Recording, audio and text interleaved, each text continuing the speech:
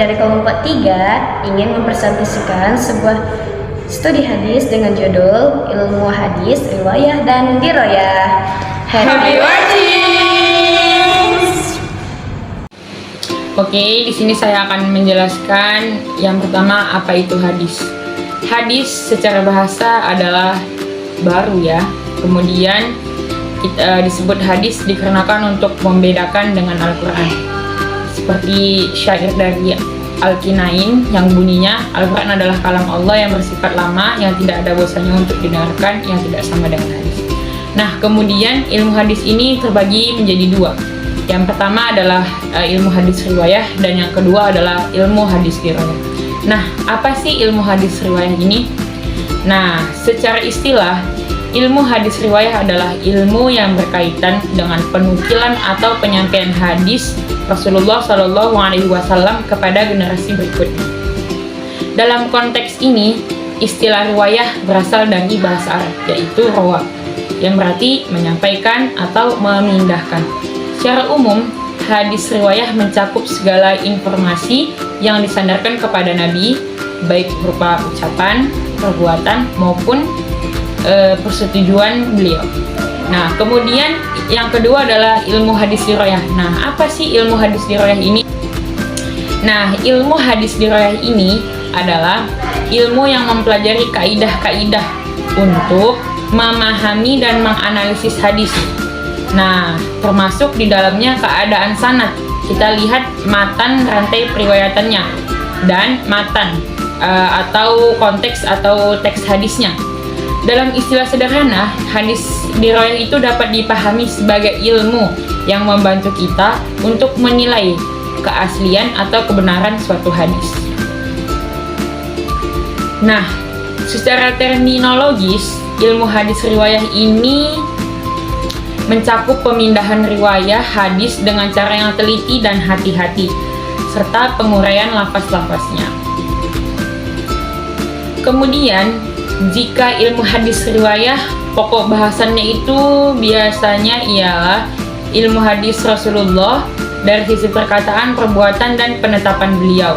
Faedahnya untuk mempelajari ilmu hadis riwayah ini adalah untuk memelihara keaslian ajaran Islam, menghindari kesalahan dalam periwayatan, kemudian mengenal derajat hadis, dan menyebarluaskan pengetahuan tentang hadis, dan tentunya untuk mengikuti akhlak Nabi.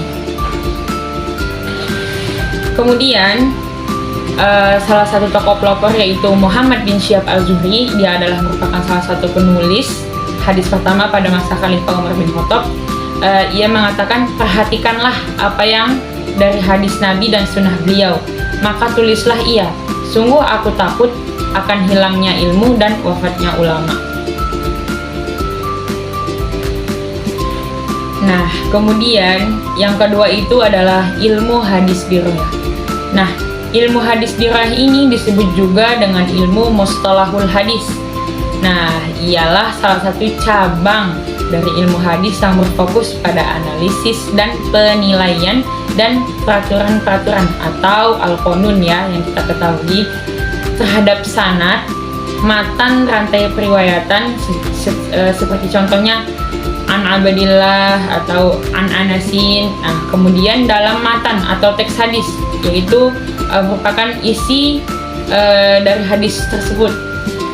Kemudian ilmu ini bertujuan untuk menentukan keabsahan hadis, apakah dapat diterima atau makbul yang sering kita ketahui dalam hadis, atau ditolak mardud. Nah, sebelum kita lanjut penjelasannya, kita harus mengetahui dulu nih penjelasan definisi al-qanun, al-sanad, dan al-matan. Apa sih al-qanun itu? Nah, jadi al-qanun itu adalah sesuatu yang mengikat masalah-masalah kecil berupa definisi maupun kaidah-kaidah. Nah, kemudian al-sanad adalah jalan yang menyampaikan kepada matan. Maksudnya gimana? Maksudnya adalah orang yang menyampaikan matan hadis dari syekh ke syekh hingga sampai kepada lafaz hadis. Nah, yang terakhir itu adalah matan atau isi hadis. Apa sih matan itu? Matan adalah sesuatu yang menjadi akhirnya sanad berupa perkataan atau berita tentang perbuatan. Nah, nanti di sini nih diedit sama editing ya guys ya. Nah, nanti jelas tuh di sini. Kita tuh mau ngelihat nih, misalnya contoh hadis dari Imam Bukhari ya. Nah, nanti di sini nih diedit sama editing. Ada nih tulisannya Haddasana Abdullah. Nah, itu haddasananya itu sampai kepada Nabi. Haddasana itu sampai habis kepada lafal Rasulullah, biasanya dinamakan sanad. Nah, yang dari Rasulullah sampai selesai matan ya, bukan perawinya ya, sampai selesai matan nanti diedit nih sama editor. Nah, itu biasanya adalah matan hadis. Nah, itu tadi contoh hadis riwayah ya. Nah, kalau ilmu hadis riwayah itu kita balik lagi ya. Pokok bahasanya kalau ilmu hadis riwayah itu adalah ilmu hadis yang meriwayatkan dan apa yang diriwayatkan. Nah, kita mau lihat ini yang diriwayatkan dan meriwayatkan ini, kita lihat dari segi diterima atau ditolaknya. Kemudian kalau faedah ilmu hadis riwayah itu yaitu untuk mengetahui hadis itu diterima atau ditolak tentunya. Nah, kemudian kita juga mengambil ya tokoh pelopornya, yaitu Al-Qadi Abu Muhammad Al-Hasan bin Abdurrahman bin Khalid. Nah, beliau ini dianggap sebagai orang pertama yang mengarang kitab khusus Mustalahul Hadis. Nama kitabnya Al-Muhaddis Al-Fadil Baina Al-Rawi wal Wa'i. Nah, kenapa ada tokoh pelopornya? Nah, tadi kan dijelaskan sebelumnya bahwa ilmu hadis riwayah itu sama dengan mustalah hadis, dan beliau ini merupakan salah satu orang yang pertama yang mengarang kitab khusus tentang mustalahul hadis. Baiklah, di sini saya akan membahas tentang cabang-cabang ilmu hadis riwayah. Yang pertama, ilmu rijal al-hadis. Ilmu rijal al-hadis adalah ilmu untuk mengetahui para perawi hadis dan kapasitas mereka sebagai perawi hadis. Ilmu ini sangat penting kedudukannya di ilmu rijal al-hadis. Sebagaimana kita ketahui bahwa objek kajian pada hadis itu pada dasarnya ada dua, yaitu matan dan sanad. Jadi di ilmu rijal al-hadis ini dia mempelajari khusus tentang persoalan di sekitar sanad saja. Yang kedua adalah ilmu al-jar wa al-ta'dil. Ilmu al-jar secara bahasa itu adalah luka atau cacat.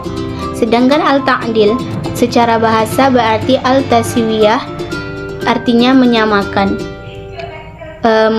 Para ulama mendefinisikan bahwa al-jar dan al-ta'dil itu adalah ilmu yang membahas tentang para perawi hadis dari segi yang dapat menunjukkan keadaan mereka dengan ungkapan ataupun lafaz tertentu. Jadi ilmu al-jar wa al-ta'dil ini lebih terhadap penilaian para perawi hadis, apakah mereka jujur. Ini contoh ungkapan untuk mengetahui keadilan para perawi. Contoh, fulan awthaqun nas, fulan orang yang paling dipercaya. Fulan dobat, fulan itu kuat hafalannya. Sedangkan contoh kecacatan perawinya itu adalah fulan akdzabun nas, fulan orang yang paling berdusta. Jika perawinya itu jika perawinya jujur atau kuat hafalannya, maka hadis itu diterima. Tapi jika perawinya itu pembohong, berdusta ataupun tidak kuat hafalannya, maka hadis itu ditolak. Yang ketiga adalah ilmu tarikh al-ruwah, yaitu ilmu untuk mengetahui para perawi hadis yang berkaitan dengan usaha periwayatan mereka terhadap hadis. Ilmu ini bermanfaat untuk mempelajari keadaan identitas para perawi, seperti kelahirannya, wafatnya para perawi, guru-gurunya, kapan mereka mendengarkan hadis dari gurunya, siapa orang yang meriwayatkan hadis daripadanya, kemudian tempat tinggal mereka di mana. mereka tempat mengadakan kajian atau lawatan dan lain-lain gitu. Yang keempat adalah ilmu i'lal al-hadis. Menurut ulama muhaddisin, istilah illah berarti sebab tersembunyi atau samar-samar yang berakibat tercemarnya hadis. Akan tetapi yang kelihatannya adalah kebaikannya, yakni yang tidak terlihat adanya kecacatan.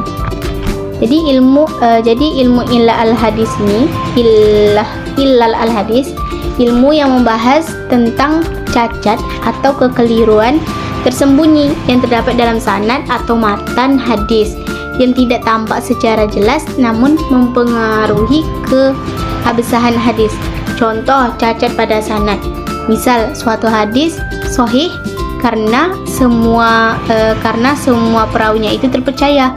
Namun setelah diteliti bahwa ternyata seorang perawi ini tidak pernah bertemu dengan gurunya, maka hadis itulah yang memiliki illah. Yang kedua adalah cacat pada matan. Contoh, dua riwayat tampak sama, tapi satu riwayat ini menambahkan satu kata yang tidak disebut riwayat lain yang lebih kuat. Maka tambahan itulah yang disebut illah karena menyebabkan perbedaan makna. Yang kelima adalah ilmu nasikh wal mansukh, yaitu ilmu yang hadis yang saling menggantikan hukum, mana hadis yang mansukh, mana hadis yang nasikh. Kalau nasikh itu dia menghapus atau menggantikan hukum sebelumnya, sedangkan mansukh itu adalah hadis-hadis atau hukumnya itu dihapus hukumnya karena datang hadis yang baru yang menggantikannya. Tujuan nasikh al-mansukh itu untuk mengetahui mana hukum yang masih berlaku dan mana hukum yang masih tidak berlaku. Yang keenam itu ilmu asbab urud al-hadis. Kata asbab adalah jamaah dari sabab. Menurut ahli bahasa diartikan al-habl atau tali, yang menurut lisan al-Arab dinyatakan bahwa kata ini dalam bahasa Arab berarti saluran, yang artinya dijelaskan sebagai segala yang menghubungkan satu benda dengan benda yang lain.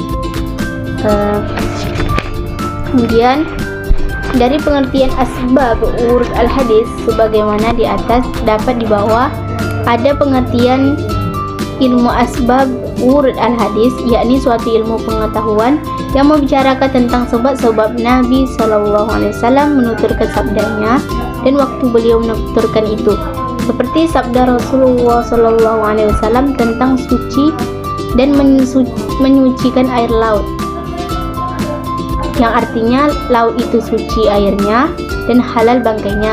Hadis ini dituturkan oleh Rasulullah SAW karena seorang sahabat hendak berwudu ketika ia berada di tengah laut. Ia dalam kesulitan. Yang ketujuh, ilmu gharib al-hadis.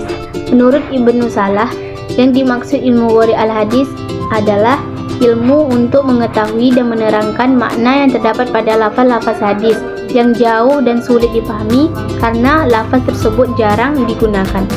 Ilmu ini muncul atas usaha para ulama setelah wafat karena banyaknya bangsa-bangsa bukan Arab memeluk Islam serta banyaknya yang kurang memahami istilah atau lafaz-lafaz tertentu yang gharib atau yang sukar dipahami.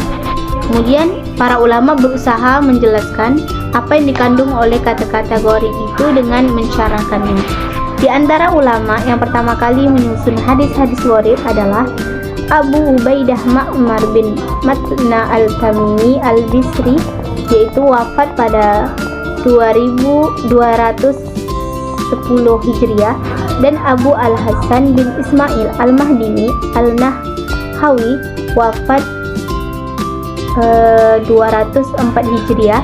Salah satu kitabnya adalah Al-Nihayah fi Gharib al-Hadis karya Ibnu Al-Adsir. Kemudian pembahasan yang ke-8, ilmu al-tasif wa al-tahrif. Ilmu al-tasif wa al-tahrif adalah ilmu pengetahuan yang berusaha menerangkan hadis-hadis yang sudah diubah titik atau syakalnya. Syakal itu maksudnya mushaf, dan bentuknya adalah muharraf. Al-Hafiz Ibnu Hajar membagi ilmu ini menjadi dua bagian, yaitu ilmu tasif dan ilmu al-tahrif. Sedangkan ilmu sholah dan para pengikutnya menggabungkan kedua ilmu ini menjadi satu ilmu. Menurutnya, ilmu ini merupakan satu disiplin ilmu yang menilai tinggi dan dapat membangkitkan semangat para penghafal hadis. Hal ini disebabkan karena dulu hafalan karena terkendala hafalan para ulama terjadi kesalahan bacaan dan pendengaran yang diterima orang lain. Sebagai contoh, dalam suatu riwayat disebutkan juga bahwa salah seorang yang meriwayatkan hadis dari Nabi SAW dari Bani Sulaimah adalah Utsman bin Al-Bazar, padahal yang sebenarnya adalah Utbah bin Al-Nazar. Dalam hadis ini terjadi perubahan sebutan Al-Nazar menjadi Al-Bazar. Yang kesembilan adalah ilmu mukhtalif al-hadis. Ilmu mukhtalif al-hadis, ilmu yang membahas hadis-hadis yang menurut lahirnya saling bertentangan atau berlawanan, agar pertentangan itu dapat dihilangkan atau dikompromikan keduanya, sebagaimana membahas hadis-hadis yang sulit dipahami atau kandungannya, dengan menghilangkan kemusykilannya atau kesulitan serta menjelaskan hakikatnya. Hai teman-teman, sebelumnya dua teman saya sudah menjelaskan tentang ilmu hadis riwayah dan dirayah. Nah, di sini saya ingin menyimpulkan dari dua hadis tersebut. Sebelumnya, kita sudah sama-sama saling mengetahui tentang dua cabang ilmu hadis, yaitu riwayah dan dirayah. Nah, riwayah ini lebih berfokus pada periwayatannya Nabi Muhammad SAW, ya, seperti perkataan, perbuatan, serta pertujuan beliau. Nah, ini bertujuan agar bertujuan untuk menjaga keaslian ajaran Islam, ya, demi memastikan makna hadis itu secara tepat.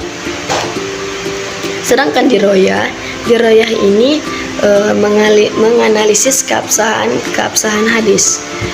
Nah, bertujuan untuk supaya kita mengetahui apakah hadis ini dapat diterima atau ditolak. Oke. Nah, itulah kesimpulan dari riwayah dan dirayah. Nah, di sini juga kita dapat tokoh-tokoh penting di dua ilmu hadis tersebut.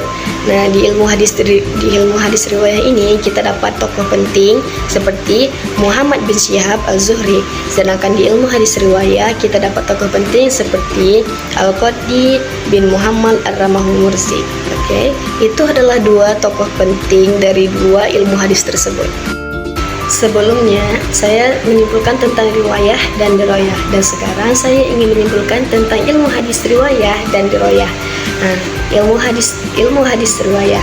Ilmu hadis riwayah ini ilmu tentang periwayatan dan pengumpulan hadis. Sedangkan ilmu hadis dirayah ini ilmu tentang penafsiran serta pemahaman makna hadis.